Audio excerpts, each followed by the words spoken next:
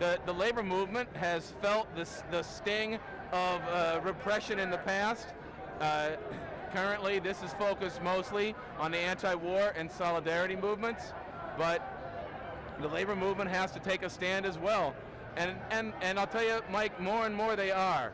Already, unions representing more than 500,000 workers have adopted resolutions opposing the FBI raids and the grand jury. We're getting a lot of support from labor all over the country.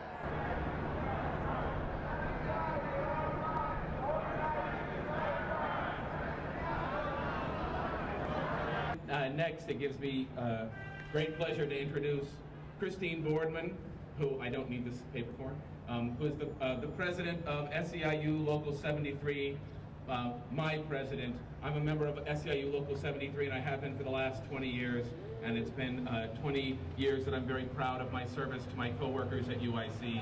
And so please welcome Christine Boardman. And I'm very proud that Joe is one of our members. He's been fighting for justice at the University of Illinois for more than 20 years, just as his wife Stephanie has, and all of these activists have. Because what we have seen in every single major social movement where people fought for peace and justice, what happened? You end up having different right-wing elements try to repress them, try to hold down the movement. Now, they haven't succeeded before. They didn't succeed in the civil rights movement. They didn't succeed in the anti-war movement, and they're not going to succeed now. So it's very important that we continue to show our support for Joe and all the other activists and make sure that we let Fitzgerald know that he should not become the next J. Edgar Hoover. We saw what he already did, so why does he want to go ahead and maintain the same reputation? Let's keep on the struggle, let's keep on the fight, and we'll win in the end.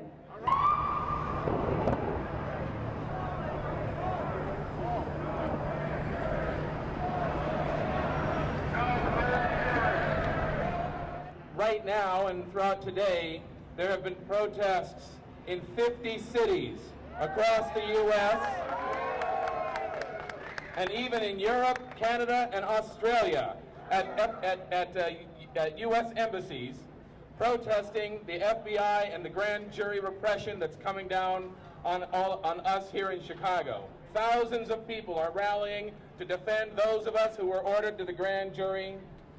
And U.S. Attorney Pat Fitzgerald, when he broadened out the attack on us in December, when he subpoenaed 9 more people, and what he didn't realize is that he picked up a rock and he dropped it right on his own foot. Because with each attack he and the FBI deliver, the response to it grows stronger. My name is Jesse Sharkey. I'm the Vice President of the Chicago Teachers Union. That's S-H-A-R-K-E-Y for the FBI and the cops who are listening. I want to make sure you get it right.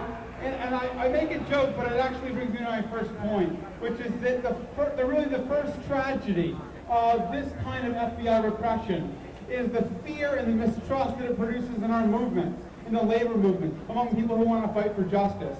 And we have to say, first of all, that we will not give in to that fear, that our unity provides us with confidence and inspiration to continue to stand for what we believe in, and we won't give in to the fear. And in that sphere, I'm happy to report that the Chicago Teachers Union's delegates body, which had 598 members in attendance, took a vote to give solidarity with the FBI activists. Thank you, Sarah, for bringing it. And that vote, I'm happy to report, was many for, none against, with 1 abstention. We're teachers. One guy got to abstain, but that is really an inspirational vote, and it shows that if we don't let fear and doubt enter into our calculations, people will stand together.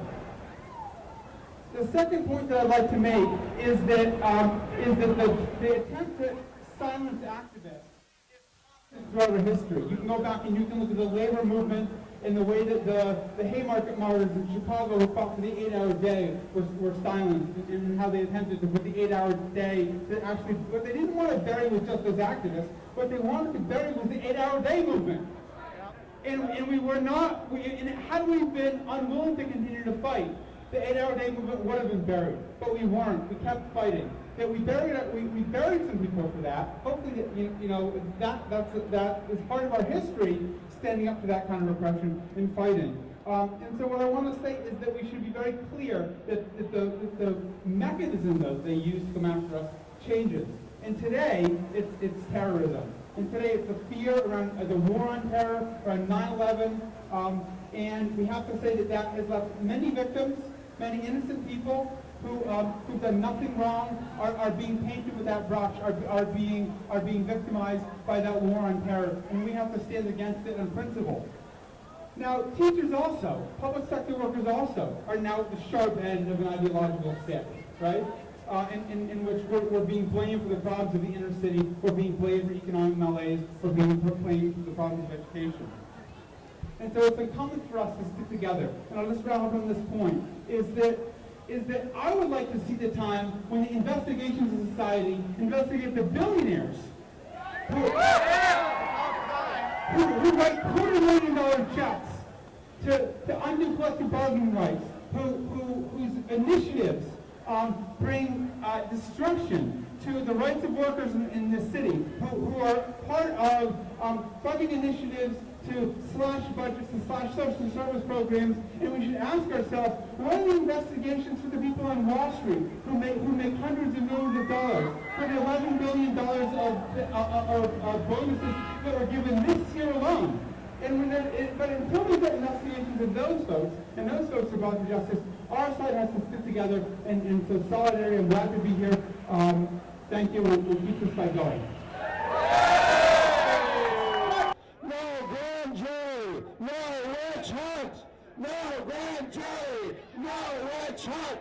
No grand jury, no witch hunt! When the anti-war movement comes under attack, we have another old saying in the labor movement, that if trouble's not at your door, it's either on its way or it just left.